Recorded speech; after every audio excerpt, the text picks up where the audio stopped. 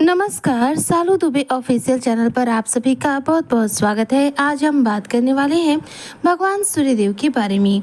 जी हाँ, 26 मई से सूर्य दिलाएंगे बड़ी सफलता, मकर राशि खुलेंगे बंद किस्मत के द्वार 1000%। क्या है यह चर्चा और किस प्रकार से सूर्य आपको बड़ी सफलता दिलाने वाले हैं और किस प्रकार से सूर्य के द्वारा आपको आपके जीवन में प्रभाव प्राप्त होने वाले हैं, आज इसी पर हम चर्चा करेंगे। ऐसे में जितने भी मकर राशि के जातक और जातिका हैं वह वीडियो को बिल्कुल भी स्किप ना करें, वीडियो को फुल वॉच जरूर रूप से करें। तो चलिए आज की चर्चा को हम शुरू करते हैं और बात करते हैं ग्रहों के राजा सूर्यदेव की स्थिति को लेकर के। तो देखिए, वर्तमान समय में जो सूर्यदेव की स्थिति है वह चल रही है वृषभ राशि में, यानी कि शुक्र की राशि में। शुक्र की राशि में इस समय विराजमान है सूर्यदेव, और वहीं पर नक्षत्रों के हिसाब से बात करूं तो ये चल रहे हैं कृतिका नक्षत्र से, जिस नक्षत्र के ये स्वयं के स्वामी हैं। वृषभ राशि आप मकर राशि के जातकों के लिए आपका पंचम भाव बनती है, पंचम भाव जो कि संतान का भाव माना जाता है। तो सूर्य की स्थिति यहाँ पर शुक्र की राशि में अर्थात वृषभ राशि में और अपने नक्षत्र में देखा जाए तो सर्वाधिक शक्तिशाली अवस्था के साथ प्रभाव दे रही है। लेकिन एक समय अंतराल के बाद जैसा कि ग्रहों में परिवर्तन होता है, वही परिवर्तन एक बार फिर आपको देखने को मिलने वाला है। कहने का तात्पर्य यह है कि 26 मई से सूर्यदेव जो है अपना नक्षत्र बदल देंगे।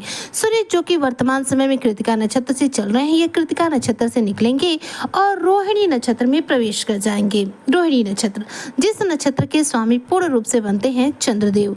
रोहिणी नक्षत्र जो कि नक्षत्रों का स्वामी माना जाता है, नक्षत्रों में देखा जाए तो एक बहुत ही शुभ नक्षत्र माना जाता है। तो रोहिणी नक्षत्र में अब यहाँ पर देखा जाए तो सूर्यदेव गोचर कर रहे हैं।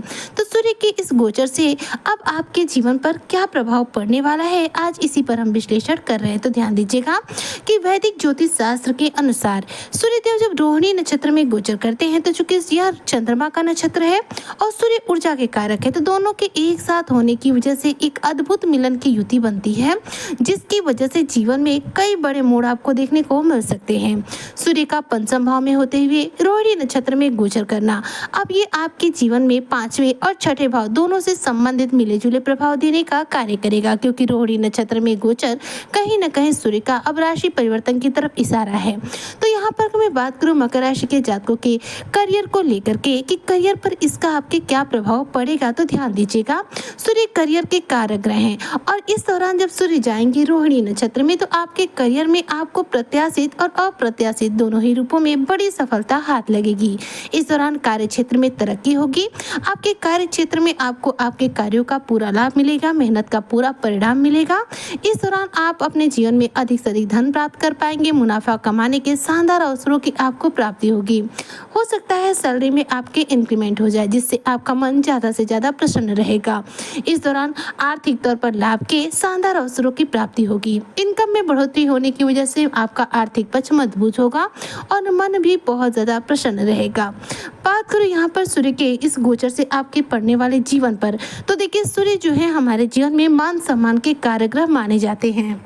तो जब सूर्य जाएंगे रोहिणी नक्षत्र में, सर्वाधिक शुभ नक्षत्र में, तो ऐसे में जो सूर्य के प्रभाव होंगे वह आपके मान सम्मान में वृद्धि करेंगे, जैसे कि सामाजिक तौर पर आपका रुतबा ऊंचा करेंगे, लोगों के बीच में आपको मान सम्मान दिलाएंगे, आपकी लोकप्रियता को बढ़ाएंगे, आपकी लीडरशिप क्वालिटी को ज़्यादा से ज़्यादा मजबूत करेंगे। ऐसे में देखा जाए तो जो लोग सामाजिक तौर पर कार्य करते हैं, जैसे कि मान लीजिए अगर आप सोशल सर्कल से जुड़ा किसी भी प्रकार का कार्य करते हैं, कार्य क्षेत्र से जुड़े हुए हैं, अगर आप राजनीति के फील्ड से जुड़कर कार्य करते हैं, तो ऐसे में इन मकर राशि के जातकों को लोगों के बीच में अच्छा खासा लोकप्रियता मिलने वाला है। आपकी लीडरशिप क्वालिटी मजबूत बनेगी, राजनीतिक करियर में जबरदस्त रूप से उछाल देखने को मिलेगा। और इस दौरान देखा जाए तो सूर्य की स्थिति जो है पंचम भाव में होते हुए आपको जो प्रभाव देगी वह आपके आत्मविश्वास में शानदार रूप से वृद्धि करेगी, जिससे कि प्रशासनिक तौर पर जो भी जुड़े कार्य होंगे वो आप आसानी से पूरे कर पाएंगे। सामाजिक तौर पर सक्रियता बढ़ेगी और कार्यस्थल पर आपका जो प्रभाव है वह भी देखने लायक होगा, यानी कि लोगों को आप कहीं ना कहीं प्रभावित करते हुए इस दौरान दिखाई देने वाले हैं। सूर्य का यह गोचर देखा जाए तो करियर में आपको बड़ी सफलता दे रहा है, वहीं पर आपके बंद किस्मत के द्वार को भी खोलने का कार्य कर रहा है, क्योंकि पंचम भाव में विराजमान सूर्य अब अपना राशि परिवर्तन करने की तरफ इशारा कर रहे हैं। ऐसे में सूर्य की इस स्थिति के अंतर्गत, यानी कि सूर्य के रोहिणी नक्षत्र में होने के अंतर्गत अगर मैं बात करूँ पारिवारिक जीवन को लेकर के, तो पारिवारिक जीवन में इस दौरान सुख शांति रहेगी। प्रेम जीवन में देखा जाए तो रिश्तों में मजबूती आएगी, लेकिन थोड़ा सा आपका ईगो हमेशा बढ़ा रहेगा। ऐसे में अपने ईगो पर थोड़ा अपना कंट्रोल जरूर रखिएगा, किसी से भी वाद विवाद बिल्कुल मत कीजिएगा। इस दौरान देखा जाए तो अगर आप बेरोजगार वर्ग से हैं तो नौकरी की तलाश के लिए जरूर रूप से ट्राई कीजिएगा, कोई न कोई नौकरी आपको मिलने के यहाँ पर योग बन सकते हैं।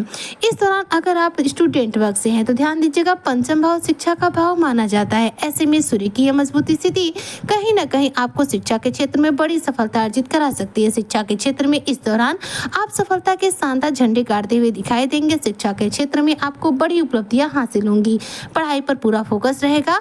आपके जो कंपटीशन एग्जाम्स होंगे, जो प्रतियोगी परीक्षाएं होंगी, उसमें आपको उत्तम परिणामों की प्राप्ति होगी। जबकि वहीं पर बात करूं स्वास्थ्य को लेकर के, तो सूर्य के इस राशि परिवर्तन के साथ साथ देखिए हो रहा है नौतपा शुरुआत। जी हाँ, नौतपा वह समय होता है जिसमें गर्मी बहुत ज्यादा बढ़ जाती है और इस दौरान देखा जाए तो व्यक्ति को पेट से संबंधित, एसिडिटी से संबंधित, खान पान से संबंधित कोई न कोई समस्या होती ही है।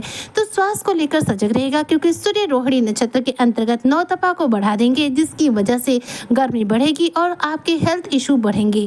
तो हेल्थ इशू आपको देखने को ना मिले, इससे आपको क्या करना है कि घर के बाहर बहुत कम निकलना है, ज़्यादा से ज़्यादा पानी पीना है, हेल्थ को लेकर हमेशा सजग रहना है, किसी भी रूप में हेल्थ को लेकर लापरवाही नहीं बरतना है। इस दौरान अगर आप चाहे तो सूर्य को कुंडली में बलवान करने के लिए कुछ उपाय रेगुलर बेसिस पर कर सकते हैं, जिससे कि कुंडली में ज़्यादा से ज़्यादा सूर्य बलवान रहे और आपको उत्तम से उत्तम प्रभाव दे सके।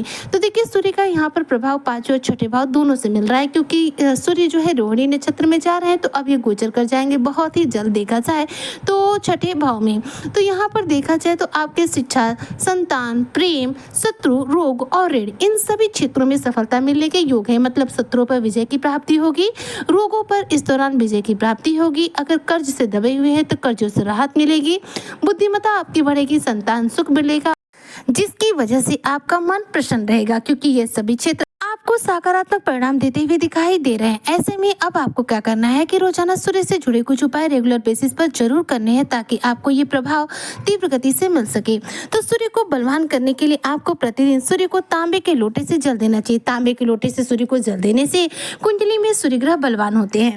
इसके साथ ही देखा जाए तो हम जब अपने पिता के साथ अपने संबंधों को उत्तम रखते हैं, पिता के साथ सम्मान पूर्वक पेश आते हैं, पिता का हमेशा सम्मान करते हैं, चरण स्पर्श करते हैं, तो भी कुंडली में सूर्य ग्रह बलवान होते हैं। तो ये उपाय हैं जिनसे आप अपने कुंडली में सूर्य ग्रह को बलवान कर सकते हैं। यानी कि सूर्य को रोजाना जल देना है और अपने पिता का हमेशा आशीर्वाद देना है पैर छूकर। ऐसा करने से कुंडली में सूर्य जो है हमेशा आपको सर्वश्रेष्ठ प्रभाव देंगे। सूर्य से संबंधित किसी भी प्रकार के दुष्प्रभाव का आपको सामना नहीं करना पड़ेगा। तो उम्मीद करती हूँ कि जितने भी मकर राशि के जातक और जातिका हैं, उनके लिए सूर्य का यह नक्षत्र चरण परिवर्तन, सूर्य का रोहिणी नक्षत्र में गोचर करना इनके जीवन पर सकारात्मक प्रभाव देगा। सूर्य रोहिणी नक्षत्र में जाकर मकर राशि के जातकों के बंद किस्मत के तालों को खोलने का कार्य करेंगे। इसी कामना के साथ में आज की वीडियो को यहीं पर करती हूँ समाप्त। मिलती हूँ नेक्स्ट वीडियो में, तब तक के लिए जय हिंद, जय भारत, जय श्री हरि।